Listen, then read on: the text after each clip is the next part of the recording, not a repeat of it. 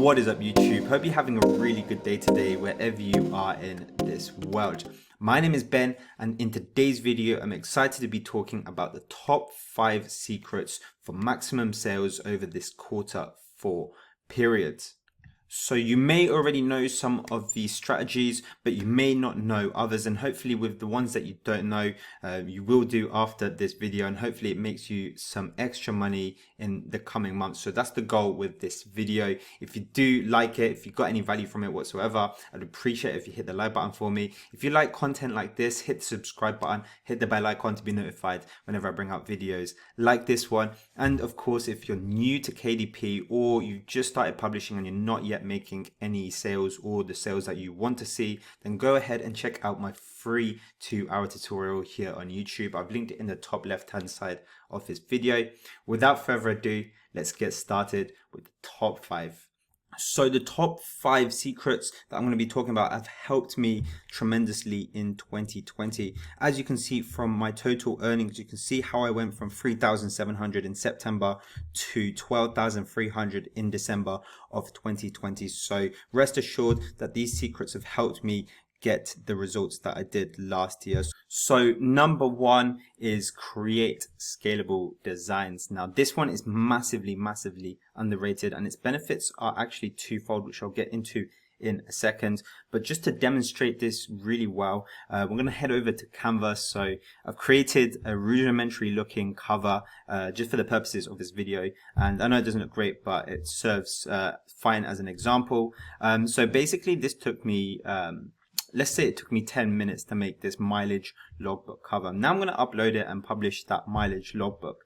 You know, what most people would do is leave this design and then create another design for all their other books. But actually what most people don't realize is that you've already done the hardest of the work. You've literally created this from scratch, and now you've got a cover that you can use for your books. And so let's say you've made this cover now and you've published this mileage logbook. Obviously mileage logbook is a good niche, but there are plenty of other niches as well within the logbook space. So instead of creating a new cover for all your other books, what you've actually got here is a template as well for you, and this can work in your favor because one, it can take you a lot less time to make another logbook on the market. So for example, to change this into a different type of logbook, let's say I want accounting logbook. So I want an accounting logbook. Obviously we just need to change this a little bit so that it fits on the front page. So just size that down. What we want to do is change the color of this, you know, just a small amount. So we can just drag this slider along here until we got a color that we're pretty satisfied with. And we're just going to change all the colors accordingly. Change the color of this one. And before you'd know it, you've got yourself another logbook cover. Of course, with this template here for the logbook, if it is different, then you can just get a template as a PNG and then drag it over the front, and on Canva you can literally just replace it with something like that, for example. So it takes you a couple of seconds to create the second logbook. So put that into perspective. It took me 10 minutes, let's say, to create the first one, and then just to change it into a second cover, it took me a couple of seconds. So not only is this more scalable as well, but if you're creating a series of books within the same book type, then it's actually going to make you look more like a brand as well. If you just change the colors a little bit, keep the fonts the same and everything like that, people will start recognizing your book. Throw it back to the video I did on Jade Summer, for example, where she kept the color schemes and the layout of the cover the same. Her books are easily recognizable across Amazon. So therefore you can see the power of, you know, keeping design elements very similar, because people then start to recognize your book, and then therefore you're starting, you know, beginning the process of building a brand. So that's the twofold thing that I'm talking about. You've got the scalability and you've also got the perception of creating a brand. Now, of course, if you watch my last video as well on the top 3 niches for Christmas, I actually mention a lot of scalable niches in there, such as the score sheets, for example, and this is a very good example of what you could be doing. So you could do a score sheet for bridge, you know, hearts, all those different card games, and you can just change the color up a little bit on the cover, and therefore you can create loads of these short score sheets in a smaller amount of time and look like a brand at the same time. So it's really cool. This is one of the most underrated tips in my opinion. But I've pretty much mentioned everything with that one. So for number 2, I'm going to be talking use keywords that people search for during Christmas. So I've got a couple of examples of what I mean. So for example, when you are publishing your book onto Amazon, you want to make sure that in your keyword slots, you mention something about your book being a Christmas gift for your target audience. Now, of course, pretty much every book that you put onto Amazon can also be a Christmas gift, especially if they're activity books, coloring books, puzzle books, and the like, notebooks. The list just goes on and on and on. All of these could be Christmas gifts. So what you want to be doing is making sure that you put somewhere in the keywords that it's a type of Christmas gift. So for example, if you have a notebook with a funny thing on it to do with the office, then you can put novelty gift for co-workers or white elephant office gift. So these two would be very good keywords to put in the keyword boxes. You know, if it's a notebook that's got someone's name on it, or if it's personalizable, then maybe you can put personalized Christmas gift in the keyword boxes.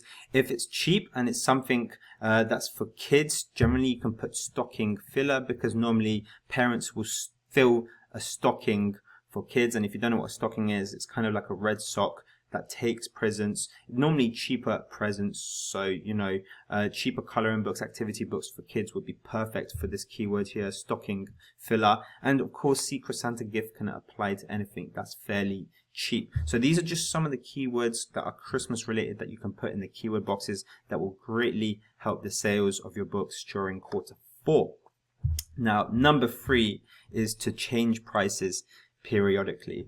Now, essentially what I mean by this is over time, you want to be changing the prices of your books, especially your better selling books out on Amazon, because of course you want to test how much customers will pay before it really affects your sales. So basically what you want to be doing is be changing your prices by $1 most of the time. So for example, from $6.99 to $7.99.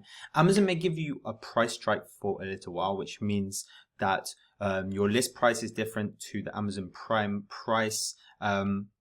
So if you put it from $6.99 to $7.99, Amazon may keep it at $6.99 for a while and make it look like a $1 discount, which is beneficial for sales, of course. And of course, once it's at $7.99, what you want to be doing is you want to be using the Helium 10 BSR chart, which is from the free Helium 10 Chrome extension, and you can see how it is affecting your sales. So for example, if we have a look at a few examples here, during my last Q4 here, you can see that I actually changed the price of one of my books from $7.99 here to $9.99. So that is actually a $2 jump instead of $1.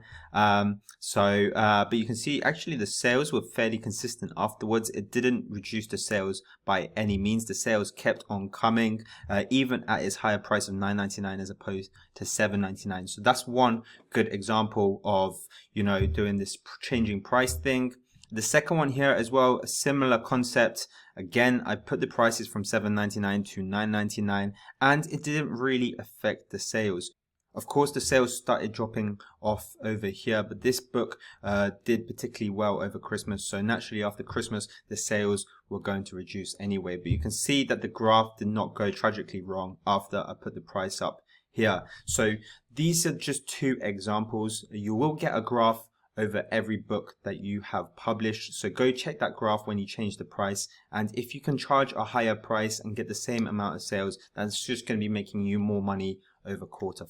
So this one here is an absolute no-brainer. Of course, if you do have a load of books, then maybe just change the best selling ones from periodically. But if you don't have that many books to manage and you do have the time, this is extremely beneficial, especially during Q4. So number 4 now is a very obvious one, but advertise in all marketplaces. So this one is absolute major key. A lot of my sales from Q4 in 2020 actually came from the then new Canadian marketplace. So Canadian ads opened up for me around August to September in 2020. I went heavy with the ads in Canada, and As a result, I got a very good ACOS, and I also got a lot of extra royalty that I wouldn't have got if I hadn't have advertised in Canada. So I'll show you my ad accounts just to show you the whole comparison. So we'll take a look at the United States one first. So this time last year in Q4 2020, you can see my US ACOS was still decent, 19% in November, 17% in December, and you can see how much spend there was. So it did bring in a lot of new business. Now let's have a look at Canada's. So Canada, November was 536 Canadian dollars, so that would be around 450 United States dollars, and that ACOS 9.66%. And then in December again 10% ACOS with 424 Canadian dollars. And again, let's have a look at the USA, another marketplace that some people miss. November was 13%, December 15%. So good spend, good ACOS is there, and quite a lot of spend as well. So November was nearly, well, in fact, that is $1,000 there, and in December around 900 to 950 US dollars spent. So again, this brought in a lot of new business. So you definitely do want to be advertising in every single marketplace. This is one of my top tips for everyone. No matter how simple it is, try and get your ads, in Canada, UK, and most recently as well in Australia. And I'm not saying you have to spend hours and hours and hours, making these manual ads. What I am advocating though is just getting, some of your best-selling low content books, or ones that aren't even doing so well in the USA but you think have a lot of potential, and just advertise them in UK, Canada, and Australia. And as long as you can do that profitably, then you'll notice so much more income over the Q4 period, just because you're advertising in these marketplaces. Even a simple automatic ads for some of your best-selling books in different marketplaces, and it should give you a lot more income over Q4. So that's number 4, a very simple but very effective point. And now finally, number 5, maybe slightly controversial one, because a lot of people have been abusing this, but then ask KDP support to add your book into other relevant categories. And if done properly and correctly and along with KDP guidelines, then this can increase again the sales of your books over the Q4 period. So I have a good example for this one actually. When you're publishing books onto Amazon, if you've got a coloring book and you're putting it up, you'll notice that there's actually not a category that you can select for coloring book on the upload process on Amazon. However, if you go onto Amazon here, Amazon bestsellers, you can see there's a distinct category here, coloring books for grown-ups, and yet you can't enter your book into this category on the upload process because Amazon categories are slightly different to the categories given to you in the upload process. So what you can actually do, if you do have a coloring book and you've had to select 2 other categories, is you can email Amazon. So go to KDP customer support and then ask them for them to add your book into this category. If it's a coloring book, you can find different categories as well. There's some for activity books, I think, as well. And as long as your book is relevant to the category you want it to enter into, then it's absolutely fine. The only thing you don't want to be doing is entering your book into categories that are not relevant to your book, or even loosely relevant. If it's loosely relevant but it's a bit of a far-fetched, and probably don't do it. But if your book, for example, in this case is a coloring book, or specifically an animal coloring book for grown-up, then by all means ask KDP customer support for your book to be entered into this category. So you can get in contact with them through your KDP homepage. You just have to navigate through help and then find them that way. Send them an email with the update category as the header, followed by the ASIN of your book. And in that, you just want to ask for your category to be updated to this category here, for example. So you can't ask for it directly like this. You have to put a string of categories as going to be shown in the bottom of this video. Basically, it's just a string starting with any department, and then within any department, books, and then within books, crafts, hobbies, and home, and then so on. So that's what it's going to be looking like. The way you can craft this string together for the categories that you want to enter your book into is just by looking at the left here. So Amazon may not enter your book into this category if they don't think it's relevant, but if they do enter your book into the extra categories that you've asked for, then it just means more visibility for your books and therefore more sales. So this is going to be a good way for you to create more sales during Q4, especially if you're releasing books in October and November, and then you need them to rank quickly. Putting them in categories that are more relevant for your book, such as in this case, is going to be very beneficial for your book to start selling quicker and therefore make you more profits. So on that note, that's pretty much the 5th secret summed up, and all 5 secrets summed up for that matter. If you do have any questions about any of them whatsoever, feel free to drop a comment below. Otherwise, guys, thank you so much for watching. I'll see you all in the next video. Take care.